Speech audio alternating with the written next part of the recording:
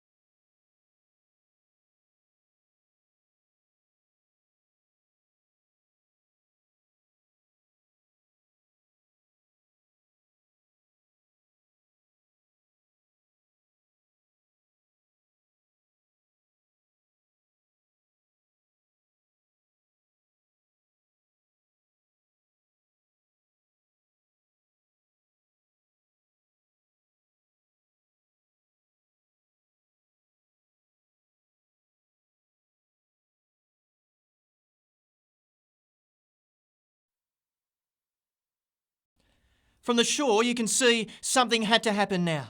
This popular but sand-clogged channel even lured the Deputy Premier for a look, and there was no hesitation with a big preventative cash splash. $360,000 in funding for an interim dredging program for the Swansea Channel. The alarm bells have long been ringing.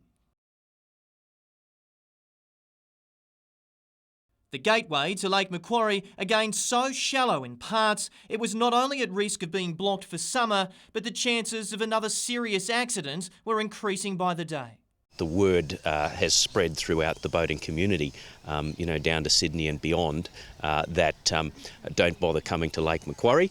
It's a real issue. The channel just doesn't get maintained, and it's quite dangerous for the people on the yachts. Minor dredging works have been taking place in this channel for 43 years, and in that time, $10 million of your money has been spent on half-baked solutions.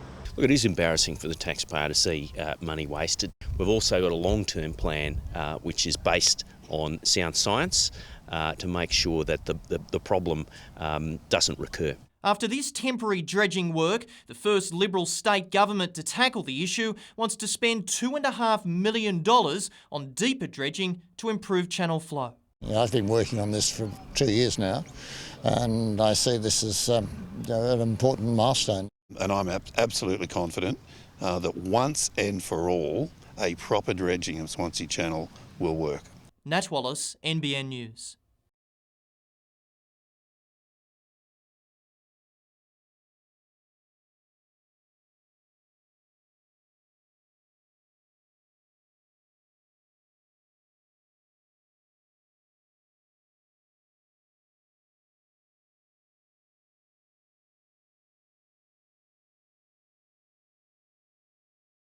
New South Wales needs defence, and defence needs New South Wales.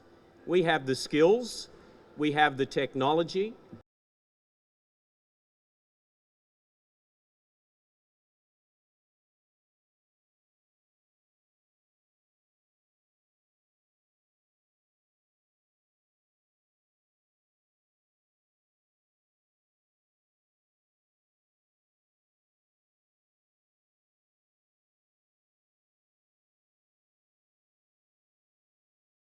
Too close for comfort. About 20 minutes they turned up and didn't realise that we had no water running on tank water, and so they've had to pump the salt water.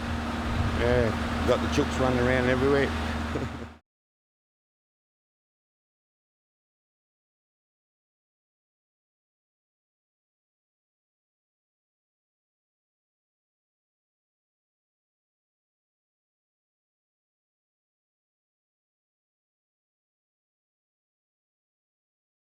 Our art school wasn't deserving of Liberal government funding. So now you want to go to art school in Newcastle, $12,000 to $15,000 price tag to enrol.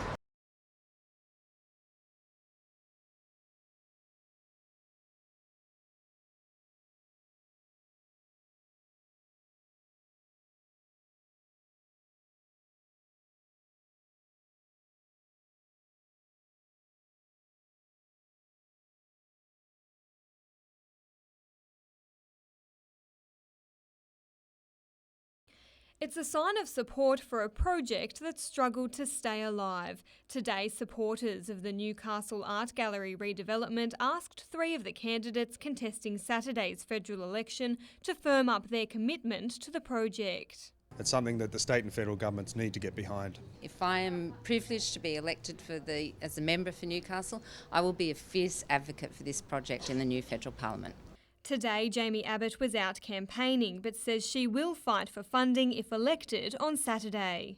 I'm a huge supporter of the Art Gallery. However, I note we are in a budget emergency. Labor has racked up about $300 billion worth of debt. This time last year, supporters were confident the $21 million deal was done. Both Canberra and Council had earmarked their $7 million share, and it looked as though the state government would come to the party. But 12 months on, the development has stalled. All that was required was $7 million from the Liberal government. That failed to ever come to fruition. The federal government then transferred its share to the Glendale interchange, and now Council has put a time limit on its share. Council's made an unusual decision that it's given itself a 6-month window in which to get the state and federal money. But supporters vow to keep fighting. We figured this is it. We've put it on the federal agenda. Next state election it'll be on the state agenda, and the election after that it'll be on the council agenda. Diana Bushby, NBN News.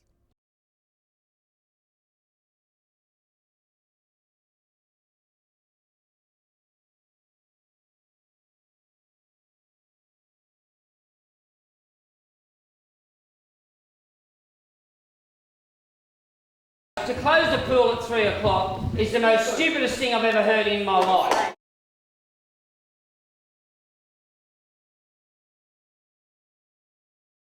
If it's the right thing to do, you will make it work, and it is the right thing to treat the people at the west of Newcastle the same as the people in there get treated.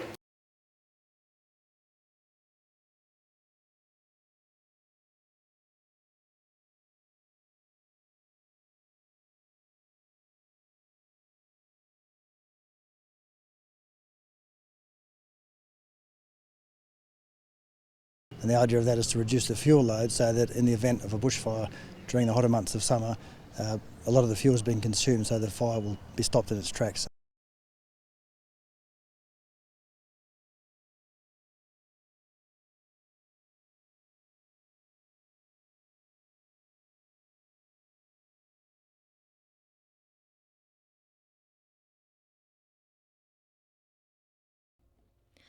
A new kingdom for the Newcastle Knights. Today, the club officially opened their new headquarters at West's Mayfield, the first time the clubs had a central base. So they didn't have any place to put their memorabilia. There was no place for the community to come to engage with the Knights. Their new home not only takes care of the more practical things like tickets and merchandise, but also allows the community to watch players train and share in the club's successes, a facility they hope will help them celebrate many more. The future is looking really solid, and we can really look ahead strategically now and really engineer the outcomes we want and get those grand finals and be a championship club.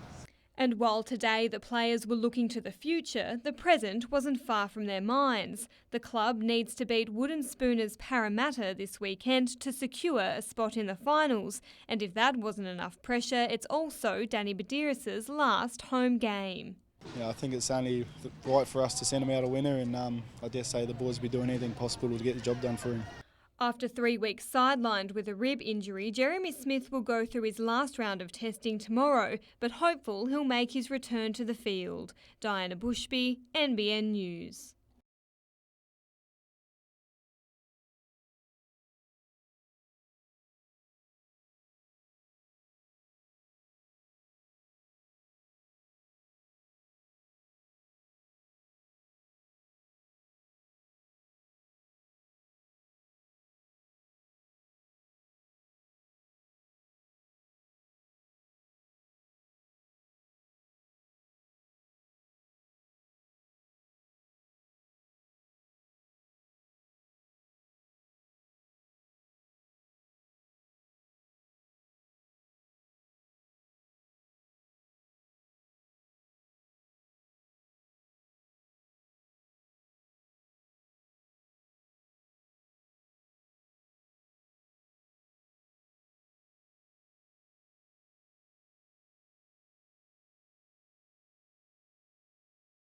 everybody's healthy, everybody's fired up. You can see it in their eyes. This year, we want to win that championship.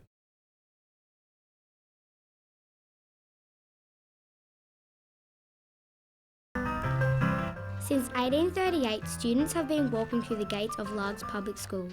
Decades of history is being compiled by staff, students and parents in the lead up to the school's 175th birthday celebrations. We're making posters and we're doing some history on the school and things that happened before the school was here. And while most schoolyards are these days filled with demountable buildings and modern halls, history is hard to miss at Largs. The original building is still standing, and a bush hut has been transformed into a museum, giving students a window to the past. Over the years we've had lots of visitors come to the school. Students from other schools come to learn about what school was like back in the old days. To watch the full story or to submit your own story idea, head to our website and we could be coming to your school. I'm Jamie Graham. And I'm Tilly Lawrence. And we're reporting to you for NBN News. Junior Journos.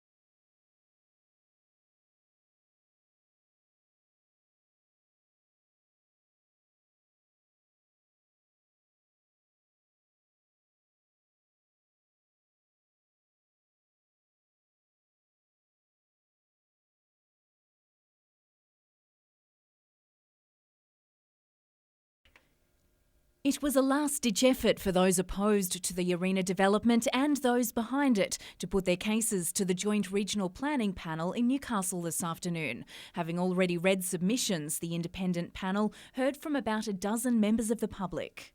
We're concerned about a few issues. The first one is traffic, obviously, because having 4 or 5 buildings emptying onto that little area of King Street creates big problems.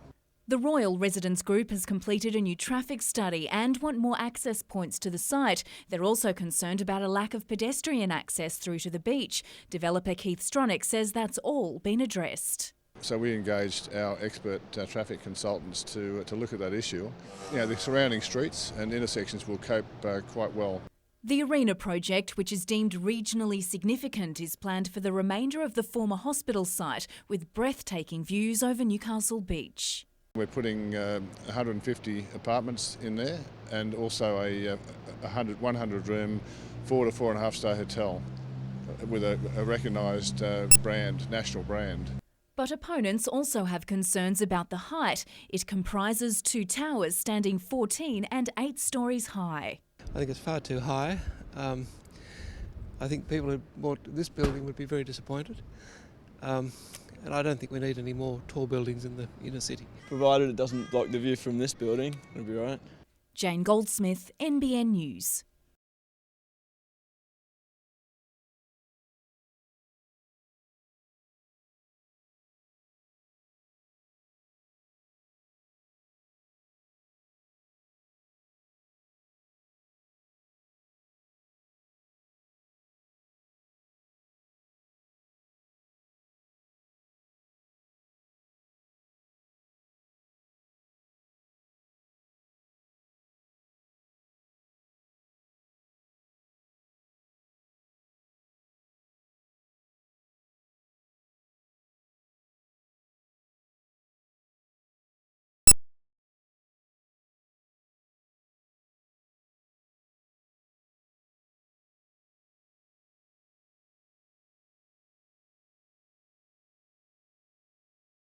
For the Diocese of Maitland-Newcastle, it's about us working every day with those who have been harmed, being honest and open, working wholeheartedly with the Special Commission, but also, of course, the Royal Commission that's coming up for us.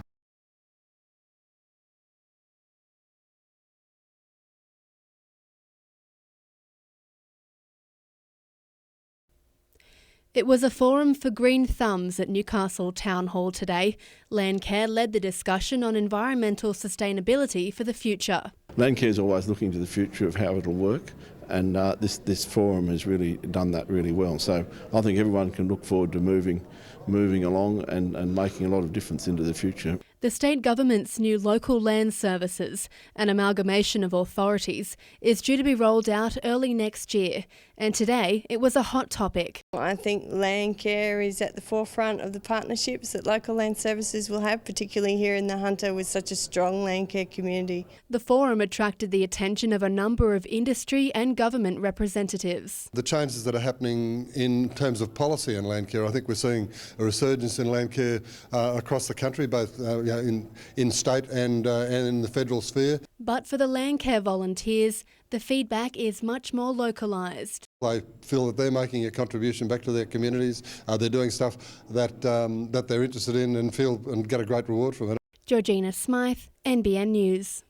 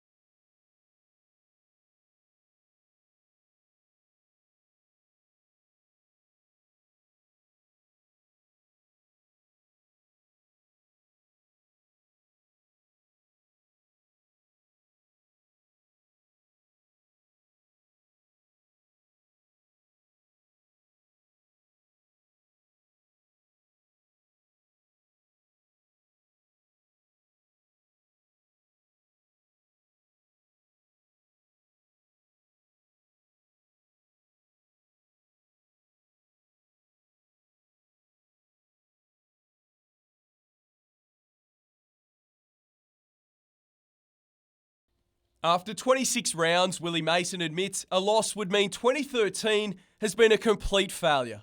Yeah, massively. We worked too hard since November. With Craig Gower unavailable, Alex McKinnon and Neville Costigan will likely help out Danny Badiris at hooker. Matt Hilder also trained in that role. Mason indicated he could be a late inclusion. He's played near 200 games. He plays 80 minutes in reserve grade all the time. He's a seasoned vet, whatever position you put him in. Mason will come up against good mate Rennie Matua. I spoke to Willie last night, and I know they're pretty pumped for this game. We've got nothing to lose, and they've got everything to lose. I don't talk about footy when we talk. The 33-year-old today took an early shower, deciding to manage his body with the semis looming. That's why I got off the field too, because I got too hot. I don't train if it gets over 25 degrees in my contract. Jeremy Smith will return to the back row. His partnership with Beau Scott will be crucial. You look at them two guys in the defensive line when you're on the other team, so it's good to be next to them. Jared Mullen didn't train due to a knee injury, but is expected to start on Sunday. Paddy Kilmurray, NBN News.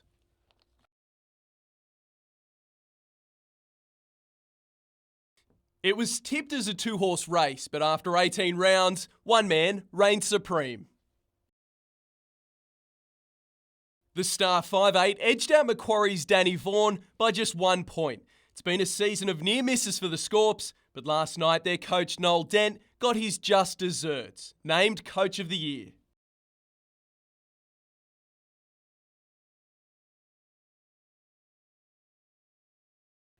Having limped into the playoffs, the Scorps take on a rampant Curry outfit at the Graveyard. In the other semi, crosstown rivals Wests and Souths battle it out for a spot in the grand final.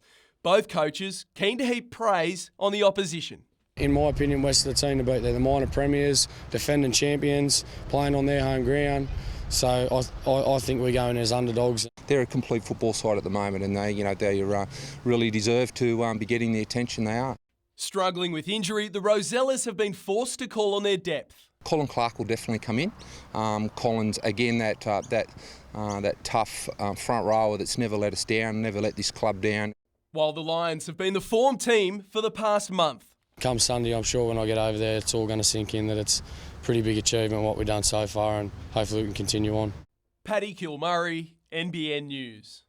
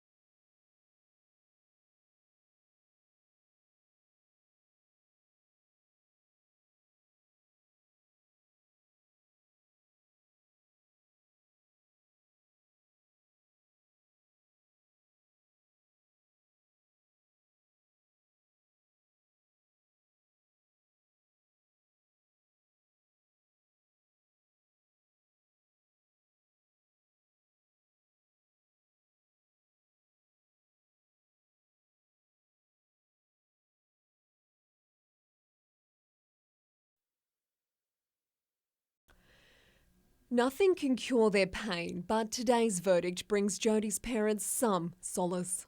We'll never have Jodie back. This can't bring Jodie back, but it's given her justice. The 37-year-old was stabbed 12 times by her on-again, off-again boyfriend Robert Breatherton in the bedroom of her Bellbird home in November 2011. Later it emerged Miss Jerd was the victim of domestic violence during their 10-year relationship, but kept it hidden from her parents. We knew what was going on. We'd have stopped it. We didn't know. When police arrived at the home, Breatherton was kneeling beside Miss Jerd's body and told police he did it. The 38-year-old pleaded not guilty to murder but guilty to manslaughter, claiming he was substantially impaired at the time because he suffers from Asperger's syndrome and has depression. He murdered her. He was not impaired. He was just greedy, jealous and selfish. Following a 2-week trial in Newcastle Supreme Court, it took jurors less than 3 hours to reach a guilty verdict. Robert Breatherton showed no emotion as the verdict was read out. At the back of the court, friends and family of Ms. Jerd cried with relief as the outcome they were hoping for was delivered. It lifts the cloud off us over the pending trial and the conviction. Like I said, it's been near 2 years of just sheer agony. worry. Sentencing submissions will begin on Monday. Kath Landers, NBN News.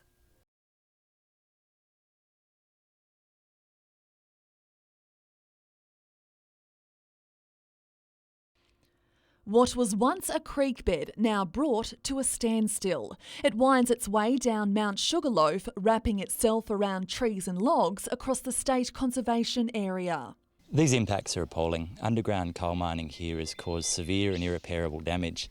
It's been compounded by the attempts of the company to fix the harm. When NBN News travelled to the area in April, remediation works to patch up fractures in the landscape made by Glencore Xstrata's underground mine at West Wallsend were underway. But little did workers know tons of grout poured into a crack along the side of the mountain was spilling into a dry creek bed. There are serious questions to be answered here about the failure of the Department of Planning to anticipate these impacts. And today, the bungle went from bad to worse, with claims that Glencore Xstrata hasn't created a review committee for the project. But it claims it hasn't been formed yet because the mine walls the group are meant to review haven't gone to the government for approval. Because the terrain is so rugged here, there's only one way Glencore Xstrata can get the clean-up job done, and that's to do exactly what we've done today. Workers will need to make their way to the creek bed by foot and remove the concrete by hand. The mining company, which says it's disappointed over the incident, was today in discussions over exactly what shape its remediation plans will take. But one thing's for sure, it will be no easy task. Christy Reading, NBN News.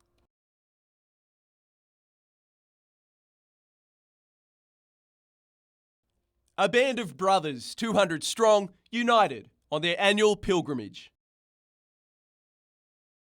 Up ahead, a strong police presence waiting to stop them in their tracks. We'll be conducting traffic operations here for this afternoon, looking at vehicle inspections and also conducting RBT. Some used the break to get some fresh air. The large group appeared compliant and happy to have a chat, just not on camera.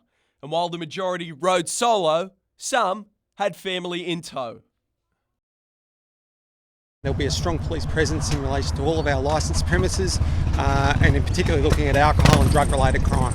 Both groups proudly displayed their colours. With the weekend of celebration ahead, police will be out in force to make sure no one crosses the thin blue line. Obviously, we're standing up and we've got a significant influx of police to man this operation over the next basically 72 hours. Almost as quick as they came, they were gone. Only 10 minutes up the road, the idyllic holiday location, Port Stephens. Paddy Kilmurray, NBN News.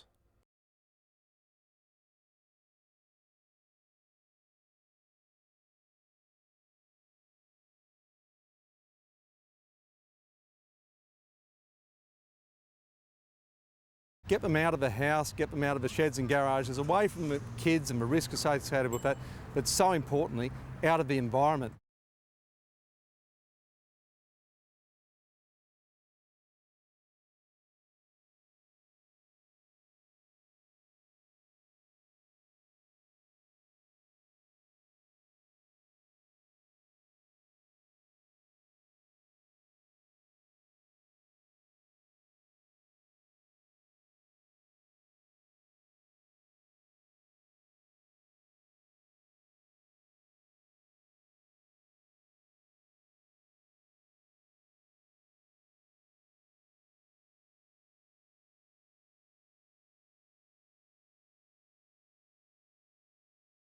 Too many people leave Newcastle to go elsewhere for design, architecture, whatever it is, and we're just saying, hey, listen, stay in your own city, support your own city because there's some amazing stuff happening here.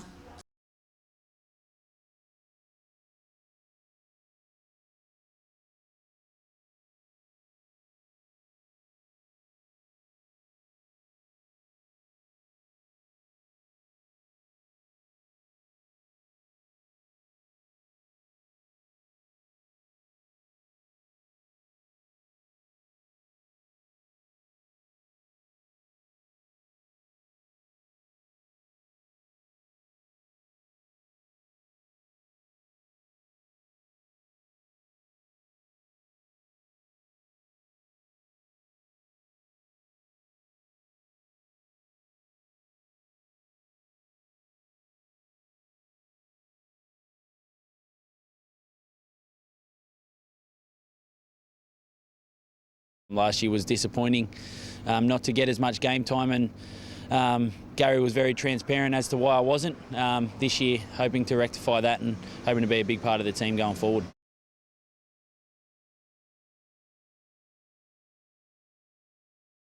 Everything that's come before me and everything that I've done in the last 12 months is a privilege, and I could never have imagined for the last 12 months to be this good.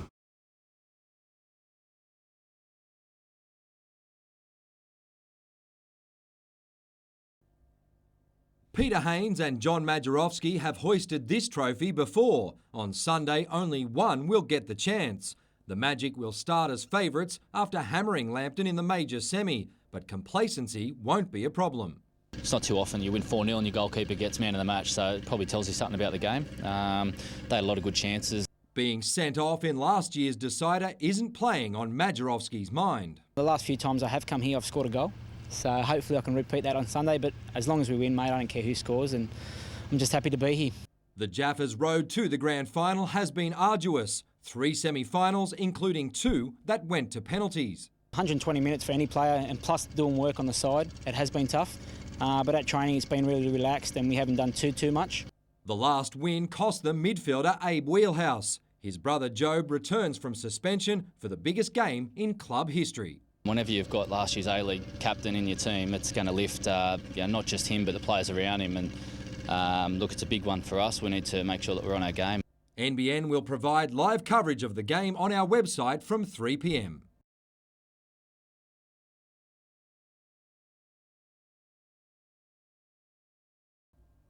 The minor premiers were in control against the Tars last week, but Hamilton folded in the second half. I just think we tried to push the pass too much and really open the game for their danger men. And yeah, if we'd have consolidated ball possession, it might have been a different story, but they were too good on the day. Besides the preliminary final, Scott Coleman is busy preparing to move his family to Italy for a coaching opportunity. And how's your Italian?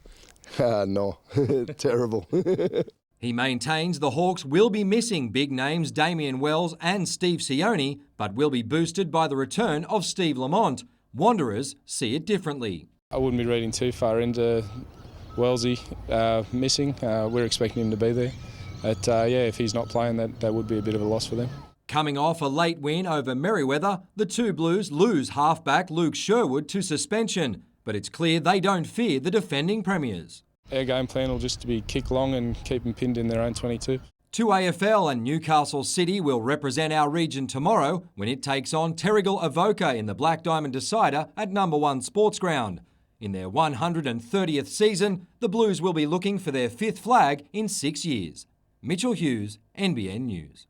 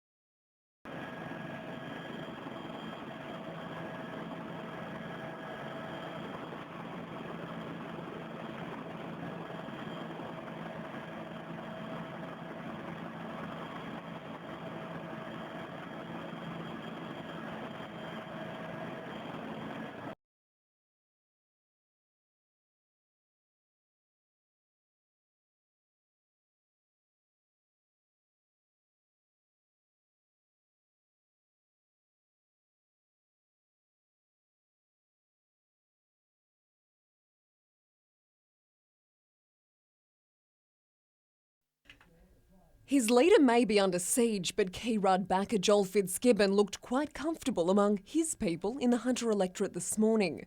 Things look a bit challenging today, but I'm quietly confident. The Nationals' Michael Johnson needs a near 13% swing, a mammoth task in Labor heartland. There is a large groundswell of change that we're noticing in the Hunter, and only time will tell. The margins are slimmer in Patterson, with the seat flip-flopping between the ALP and Liberals for the past decade. Bob Baldwin needing to fend off a 5.5% swing to keep the Liberals in place. Voters faced a long wait to cast their ballots in Newcastle, as the Liberals also lamented the time it's taken them to reach pole position in one of the country's oldest electorates. If Jamie Abbott is victorious, it'll be a landmark occasion for the Liberals. Not only has the seat only ever been held by Labor, it's only had 5 sitting members since Federation, and at one point was held by the same family for 57 years. So many people have told me today they have voted Labor their entire life, but never again. Who'll be getting your vote today? I'll be going with the Coalition today. Because I think the government has really done its run now. I've actually changed camps, yeah, for obvious reasons. Labor votes apparently also selling fast in Mayfield. Thank you. I'm feeling sort of quietly confident. I guess I could say I'm leaning more towards Kevin for the gay vote. The Greens' preferences are also likely to give the ALP a helping hand. Over in Charlton, the Liberals were heavily afflicted with electoral dysfunction, an association with a website containing sexist and racist remarks blowing holes in Kevin Baker's campaign. Labor now poised to power home with a few minor hiccups.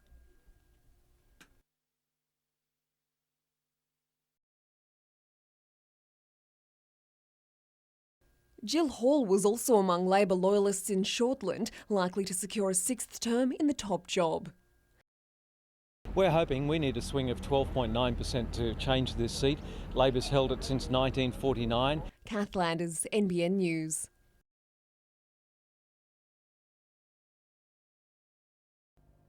The boot of Ben Harris handed the Hawks an advantage, but tries were proving hard to come by early on. Dylan Evans got Wanderers in great position. A James Wivell penalty was all they had to show for it. When Evans was shown a yellow, the two Blues were down a man. Harris put Hamilton back in front. Paddy Kilmurray found space up the middle and the minor premiers were looking dangerous. A few phases later, Chris Pusey set up Artie Ikonomau for Hamilton's first. Another penalty made it 16-3 at half-time. After the break, Steve Lamont marked his return to the top grade by putting Hamilton further in front. When Pusey scored a try of his own, the score ballooned to 28-3.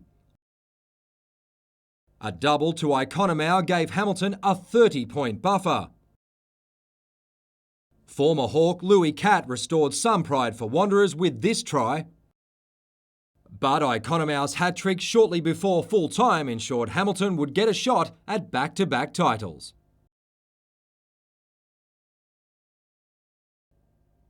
Newcastle's side contained plenty of big game experience and early goals to Courtney Knight. And Michael Healy gave City a handy buffer. Knight proved why he's one of the best in the Black Diamond competition, somehow potting his third major from the tightest of angles. Mark Lunnan showed no love to the Panthers' James Polglaze. Jay Lewis returned serve for Terrigal Avoca with a bomb. Before City's knight in shining armour struck again. Like any grand final, there was plenty of push and shove. When they got back to footy, Polglaze had his revenge. But Knight was proving unstoppable and Newcastle was in control. Having won the minor premiership, the Panthers refused to throw in the towel. Late in the game, Terrigal Avoca made a run at the title. But in the end, it would prove to be Newcastle's day.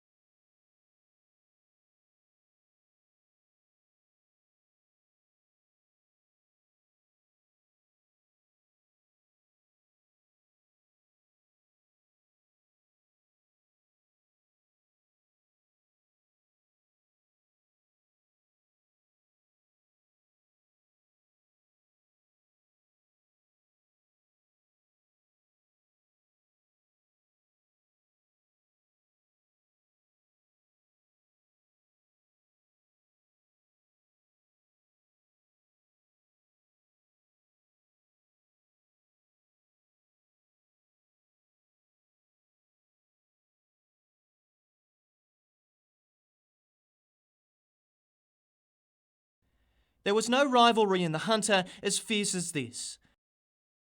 Labor's Sharon Clayton and the Liberals' Jamie Abbott. I officially declare the polling booth shut. Change would require a 12% swing. And either way, Newcastle would see a fresh face. I feel like incredibly privileged. The people of Newcastle have put their trust back in me. Look, I still feel really proud. You know, we gave this absolutely everything we had. Labor backtracked 3.6% on the primary, leaving a margin of over 13,000 two-party preferred. With wife Kira and newborn Rachel by his side, it was a comfortable entrance into federal politics for Labor's Pat Conroy. I just want to work and secure the base and prove to the people of Charlton that I'm a good local MP and see where that takes me. Rival Kevin Baker, dumped by Tony Abbott for inappropriate comments on his website, started campaigning again the day before as a Liberal. People were telling me they want me in the community, they want me to represent the community, and, I couldn't refuse that. He still got 20,000 votes, but even with strong support for Palmer United, the preferences didn't flow, leaving a swing against Labor of just 2.81%.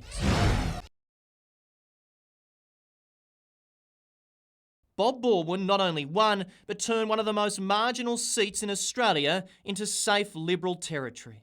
I would look forward to a portfolio and I would be honoured to serve in an Abbott-led government. I'm a little bit disappointed, but with the trend, the national trend, I think I've done reasonably well. The Liberals achieved more than half of the vote, the seat seemingly abandoned by Labor when it came to funding. Jill Hall claimed victory early, her 5th term in Parliament, even getting the seal of approval from her family. She's almost a mother to the electorate as well, I think. I'm very much a community-based politician. I really care about the electorate. I really care about the people in it. The figures that we have at the moment show a swing towards us of between 5 and 6%. Former newsreader John Church created history for a Liberal candidate, but the margin still remains 14%. In Hunter, it was much closer. I'm obviously disappointed. My political opponent, having his 3rd go at this, has decided to run a terrible scare campaign. If we can be a marginal seat, we will put Hunter on the map at the political level for all the right reasons. The Nationals' Michael Johnson got 35% of the vote. Joel Fitzgibbon now holds the seat by just over 2.5%. Nat Wallace, NBN News.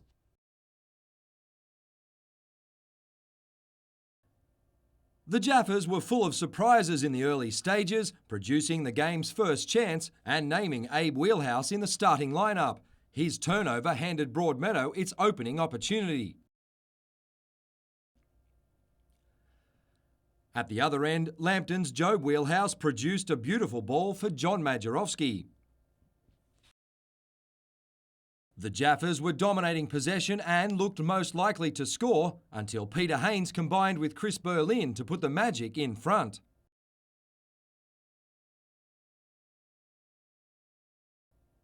Just seconds after the restart, Broadmeadow was at it again. This time, Reece Tippett made it 2-0. Majerowski tried to return serve for Lambton.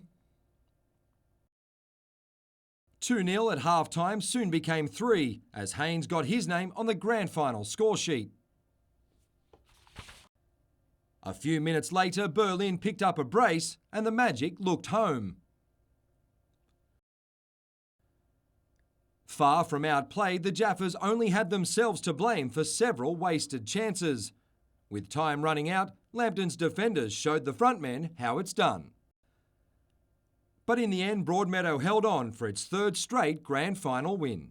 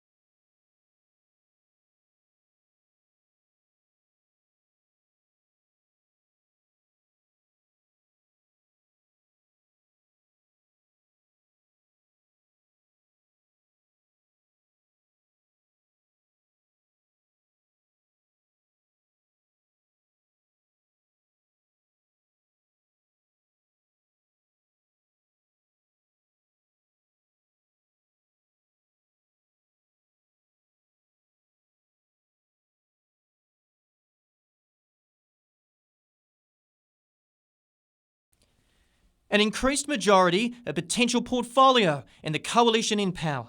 But when it comes to Bob Baldwin, some things don't change. My plans tonight are to reacquaint myself with my wife and see what she looks like, because it's been a long, hard road. No one campaigns quite like Bob. In contrast, Bay Marshall, seemingly abandoned by Labor when it came to funding, spent election night over dinner at the local pub. I've done reasonably well with a very small campaign with limited resources. I realised from the very start that they were concentrating on their held seats. Money, or lack of, is now the talk of the town. The doubtfulness of whether we get a duplication of a Tall Street Bridge. Labor committed $52 million to the project, which Infrastructure New South Wales says is the most important in the region. The now government is yet to commit, and the Business Chamber's compile of election promises would show Tony Abbott offered us very little. So we would be hopeful either way that people would take the politics out and actually deliver the infrastructure this region desperately needs.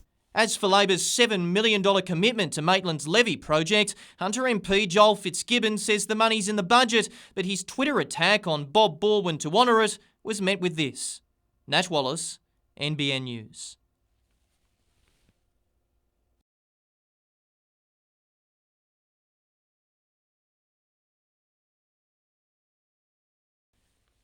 At an after-party, dressed in his Liberal attire, Kevin Baker opened up about a turbulent election campaign. A lot of the accusations that have been levelled against me have been grossly overstated.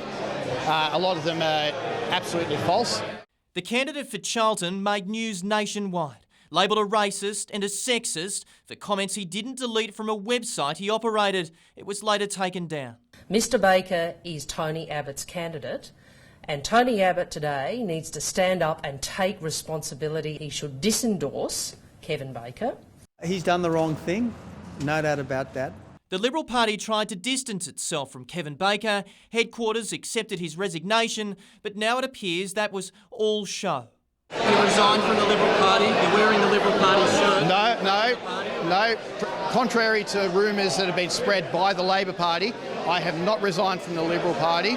I'm still a proud and active member of the Liberal Party. With some of the Liberal logos cut out of his posters, Kevin Baker emerged from political hibernation a day before the election. I was contacted by many people who really encouraged me to get out there and remain active. I'm incredibly humbled by the support. Father and former Apprentice of the Year attracted over 20,000 primary votes. If he'd won, could have represented Charlton as an independent or been accepted back by the Liberal Party. When it comes to politics, is this the end of Kevin Baker? Look, I don't think so. I'm a person that when I'm passionate about something, I throw myself into the full. So look, I don't think you've seen the end of Kevin Baker. Nat Wallace, NBN News.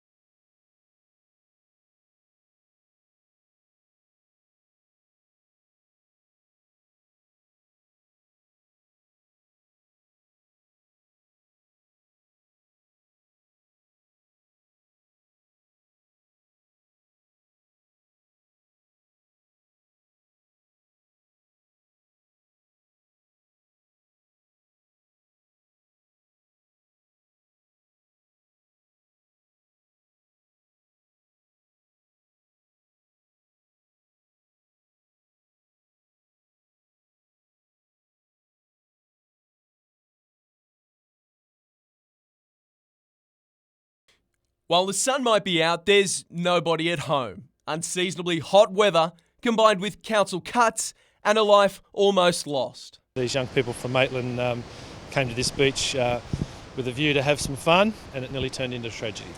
Yesterday, a young female was caught in a rip at Newcastle Beach. With no lifeguard on duty, a fellow swimmer pulled the girl to safety. The setup here with the rocks, there's two opportunities for serious rips. If you don't understand the surf or you're not surf wise, it's very easy to get caught in a trap here at Newcastle Beach. This time last year, this door would have been unlocked. There would have been a professional lifeguard in this tower looking over one of Newcastle's most dangerous beaches.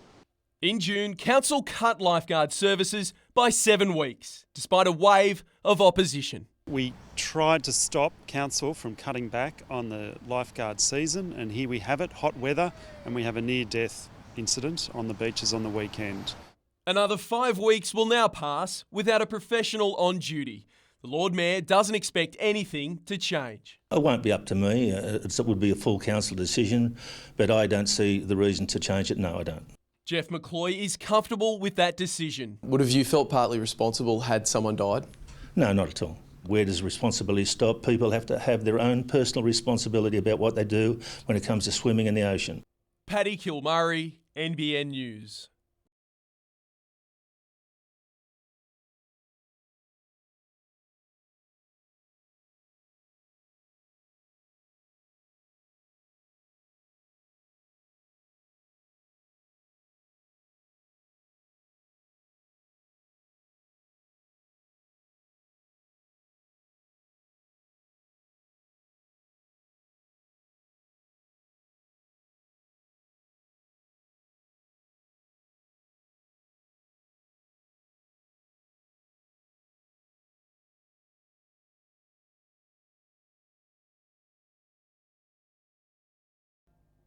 With Kurt Gidley out injured, Jared Mullen represented the Knights at the captain's call. If he's going to get even closer to the grand final trophy, Newcastle must first overcome the inconsistent Bulldogs. Mullen believes yesterday's win was a solid warm-up. I think it was a good defensive effort, and that's what you need in final series. They've got great attacking players, and Jared Hayne and players like that. So to keep them to 6 points, that was the most pleasing thing. Back in Newcastle, his teammates were winding down from a massive Old Boys Day and a fitting farewell home game for Danny Badiris.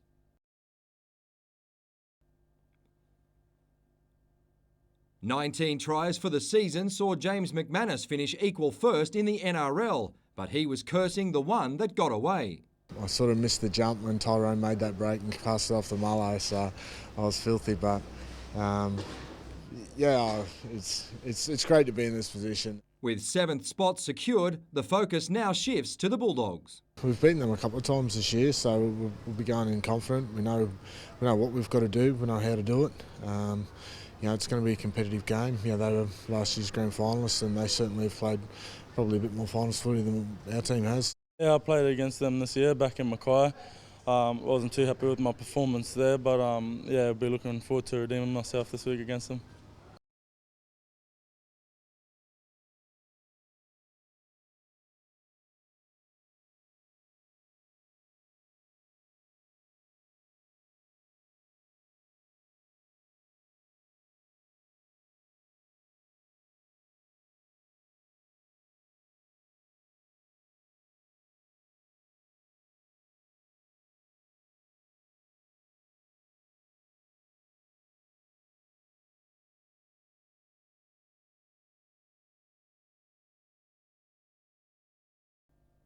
Broadmeadow is making a habit of celebrating grand final wins on Mad Monday.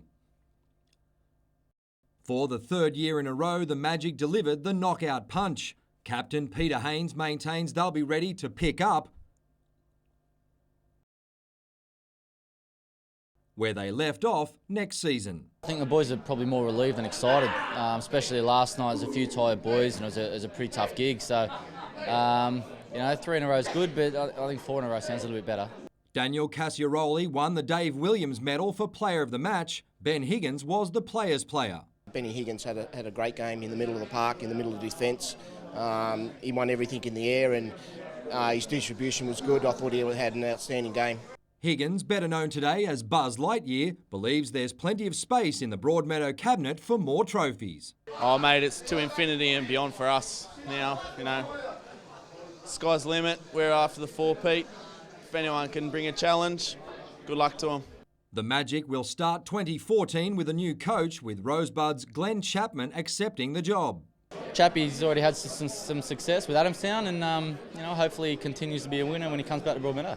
Current mentor Rob Virgili hasn't ruled out a return in the future. Never said I was going to retire. I just want a little break, and perhaps if the opportunity comes next time around, I'll definitely think about it.